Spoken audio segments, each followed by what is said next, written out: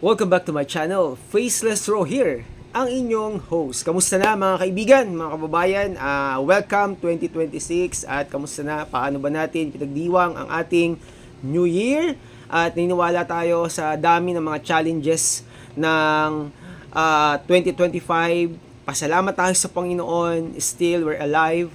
2026 is a new beginning for us at dalangin natin na bagong taon, bagong buhay, bagong simula. Okay? So, ang pag-uusapan natin, itong kumakalat na virus na kung tawagin ay Nipah virus. At ito ay nanggaling sa India, galing sa paniki, napasa sa tao. So, bago tayo magtuloy-tuloy, panoorin natin ang video na to, courtesy by DZAR 1026 News. Okay. Una sa lahat, ano ba itong Nipah virus at ano ang kaibahan nito doon sa talagang nagpabagsak sa atin noong panahon ng pandemya dala ng COVID-19.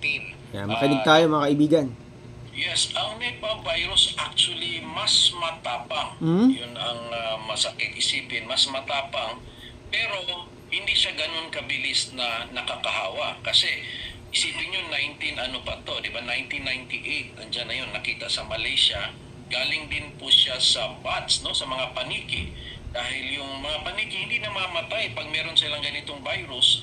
So ibig sabihin na share nila. So yung laway nila, no, kunwari ay kumain sila ng prutas, yung prutas na hulog sa pagkainan ng mga baboy, yung mga baboy ngayon nahahawa na din. So yung paniki yung pinaka-main doon. Actually, nabasa natin noong 1998, parang mga 1 million na baboy ang pinatay para lang na makontain ito. So dahil ang death level niya, no, death rate niya nasa 40 to 75% na napakataas. Ibig sabihin kung 10 ang natamaan, more than 5 pa ang mamamatay. Kasi umaabot sa utak ito, encephalitis. Ibig sabihin, yung utak ay nagmamaga, no? Tapos meron din siyang attack sa puso, sa baga. Mahirapan ding huminga. So delikado talaga ito. Pero buti na lang at hindi ito ganun kabilis ang hawa. Kasi more on, yes, droplet spray pa rin yung hawa, no? Yung sa laway pa rin. Pero mas na-notice sa close contact. Ibig sabihin, yung kahalikan mo or kahabasa na meron mutation. Yung sinabi ni Doc, yung kahalikan, no, this coming February, nako po, love month, no, mapupuno na naman yung mga places ng mga may mga ano diyan, boyfriend and girlfriend, no. Tandaan natin na kung tayo makikipag-date, no, dapat sa asawa lang natin dahil mahirap mahawahan, lalo na yung magulang, no, yung tatay ng tahanan at magkasakit, no, maapektuhan ang trabaho natin, maapektuhan ang ating pag-iisip, yung ating mental health. Dahil pag nalaman pa yan ng ating mga anak, ng ating mga mahal sa buhay, no, yung asawang babae, magdudulot ito ng depression, no, magwo-worry at maapektuhan din yung kanilang kalusugan. Kaya this coming February, no, mag-ingat po tayo sa mga ka-date natin. Ito po yung paalala, no, dito lang kay Faces Raw. At sabi ni Doc, no, galing siya, titirahin yung utak, no, at pababa sa baga para mahihirapang huminga yung taong tatamaan ng Nipah virus. So, ibig sabihin, kailangan talaga natin mag-renew ng ating pag-iisip. Alam natin na maraming temptation sa paligid at mabigat talaga yung flesh. Pero with God's help, we can resist the temptation. Okay? So, hindi naman natin kinokondemn yung mga nagkamali. Hindi natin ginajudge yung mga nagkamali, di ba? Pero gusto natin magkaroon sila ng restoration at maibalik sila sa kanilang dating relationship sa Panginoon. Kasi minsan pag nagkakamali ka, parang ina-isolate mo yung sarili mo at parang wala na si Lord sa buhay mo. Di ba? Pero hindi yun totoo. Ang pag-ibig ng Panginoon ay hindi nagbabago. Magkamali ka, mahal ka ng Panginoon. Hindi ka magkamali, mahal ka pa rin ng Panginoon. But it doesn't mean na kapag gumawa tayo ng tama ay nadadagdagan yung ating katuwiran o yung ating righteousness, yung pagiging matuwid natin sa Panginoon. No. Yung ating righteousness, yung ating katuwiran ay binayaran ng dugo ng ating Panginoong Jesus. Kaya ang tingin sa atin ng Panginoon, you're righteous, ikaw ay matuwid, ikaw ay pinatawad, ikaw ay nilinis sa iyong mga kasalanan. Pero it doesn't mean na pag tayo ay nagkamali, ay hindi natin maririp o aanihin yung ating mga kasalanan. Aanihin po natin yan. Kaya napakahalaga na malaman natin na ang Diyos ay panig sa atin at ayaw niya tayong mapahamak. Okay? So, tuloy-tuloy po tayo sa ating pakikinig kay Doc. Naririnig, so po yung nagdadasal na hanggang ganito na lang ang Oo, ating tama. maririnig. Ano naman po yung sintomas? Baka mapagkamalan. So, actually, common siya yung may headache dyan, pa namang sakit na ganun din ang nason. Kasi nga may encephalitis nga din tayo dito sa Pilipinas na hindi yun lang ang cause. Pwede kasi ibang virus ang mga cause ng encephalitis. Kita natin na nagmamagga na yung kanyang analyze ni na viral yung cause ng kanyang sa utak at merong history of travel na doon sa isang lugar or merong kasama sa bahay na may mga ganong kung may lagnat at masakit ang ulo, hindi ko agad sinasabing may nipa ka. Marami pang other possibilities at ang pinaka-common nun ay yung mga common na flu dahil ang common flu ay nagkakaroon ka rin ng lagnat at masakit ang ulo. So hindi obvious sa Bihira lang ba yung mga galing sa hayop na sakit na nahahawa po ang tao? bihira, hindi naman lahat ay napapasa sa tao. Pero ito kasi ay alam natin sa bats ito. And ang nakain nga dan sa Middle East yung dates, di ba? May dates na palm tree. Yeah, medyo nawala Gata dyan, ng- guys. Or pangpalasa ng mga pagkain, pumupunta yung gata nun, gata ng datiles, ang tawag nila na palm tree. So, buti na lang dito sa Pilipinas, parang wala tayong production ng dates or nung pagkuha ng gata ng dates na puno. So, kasi attracted talaga ang mga bats doon. Kasi doon sa mga lugar na yung mga ganyan, mas common ang mga ganitong mga kwento in comparison sa atin sa Pilipinas. Kaya yun na lang ang tinitingnan na lang natin dito yung kung merong nahawa na dumating like through the airport, gano'n, no? Pero kung tingnan natin, based on the history ng takbo ng sakit, hindi po siya ganun kabilis na aabot siya po sa pandemic. Pero mas maganda po yung handa tayo. Opo, ito naman po ba, once na nagkaroon ka ng ganitong klase ng virus, automatic ba siya, Doc, or mag-aantay ka pa ng ilang araw? Pero carrier ka na ng ganong virus? Kasi Another yun ang question to, delikado good question. Minsan hindi ano ba ito, magpapakita agad-agad ng sintomas, or it takes time bago ka ng sintomas nito. Kasi halimbawa carrier ka na pala ng ng mismong virus, minsan hindi na didetect. Nagkaroon ng konting ano dyan. I agree technical problem. na pwede ka pong maging carrier just like the basic viruses. Even before the fever, during the fever, and even after the fever, a few days, pwede ka pa rin makahawa eh. So hindi ibig sabihin lang na during may fever ka, nakakahawa ka. Pwede kang asymptomatic, pero nakikarry ka ng virus na Yun. yun. Okay, guys. Tumataas lang, Okay, eto no, napakahalaga no na dapat isaalang-alang natin.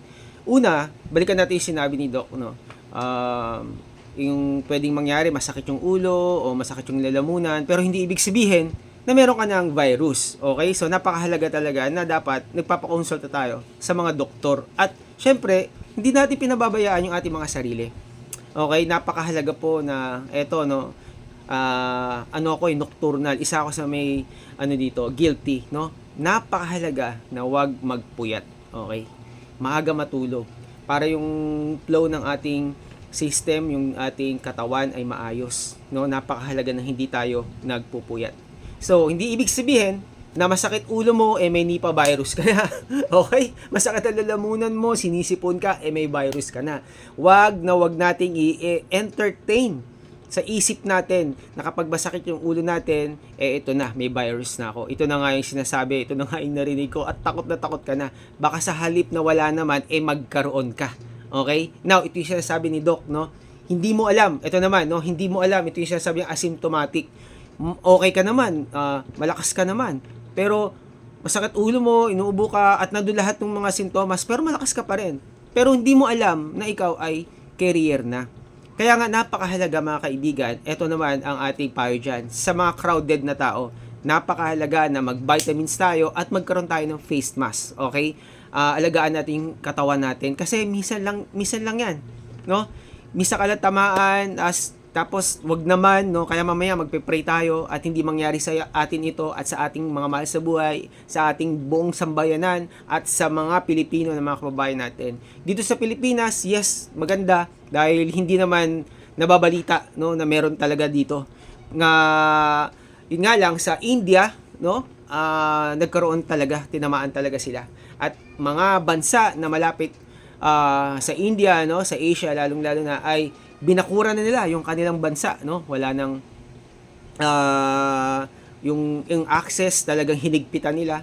At naniwala tayo dito rin sa Pilipinas, no, sa ating bansa, magkakaroon na rin yan ng paghihigpit. Lalong-lalo na yung mga pumapasok sa bansa natin, talagang yung ating government ay magkaroon talaga ng magandang pamamalakad o batas patungkol dito dahil mahirap na mapasukan ang bansa natin ng ganitong sakit. Kasi alam naman natin yan, di ba? Nakalagay naman talaga yan sa Bible that in the last days, di ba? Magkakaroon ng mga sabi doon, di ba?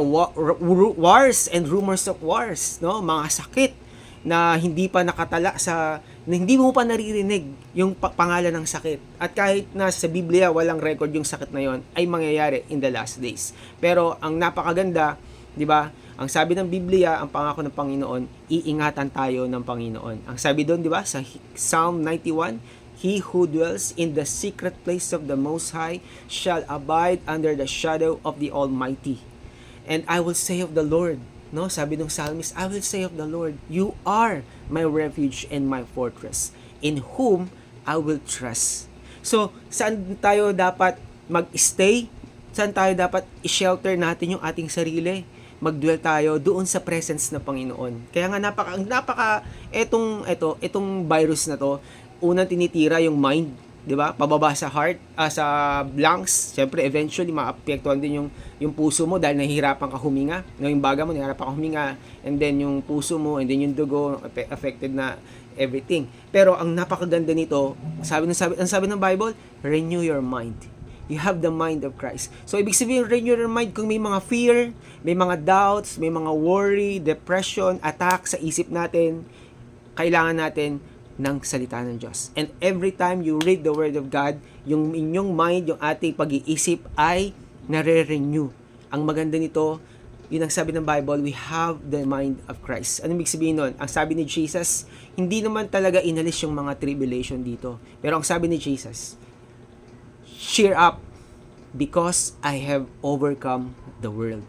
In other words, kung ano yung mga narinig mo dyan, napakinggan mo, naranasan mo, kahit ikaw naapektuhan, ang sabi ni Jesus, cheer up because I have overcome the world. That means, greater is Jesus who is in you. Greater is the Spirit of God who dwells in you.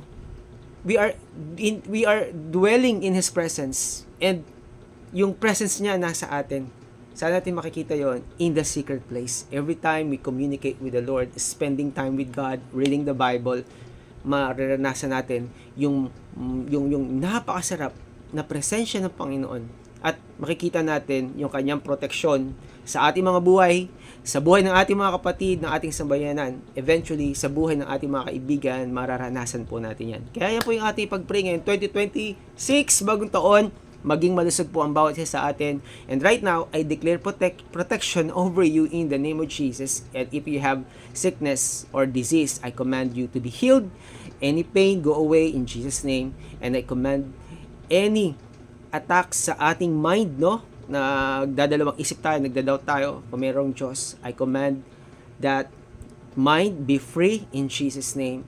And let me remind you that Jesus loves you. Kahit anong mangyari sa paligid mo at mawalan ka ng tiwala sa ibang mga tao o kahit sino pa yung nilook up mo tas nawalan ka ng tiwala, nais ko sabihin sa iyo na mahal ka ng Panginoon at hindi yan magbabago. Jesus loves you. Okay? So kita-kita muli tayo sa ating next vlog dito lang sa ating channel. Ito po si Faceless Raw. God bless everyone. Bye-bye.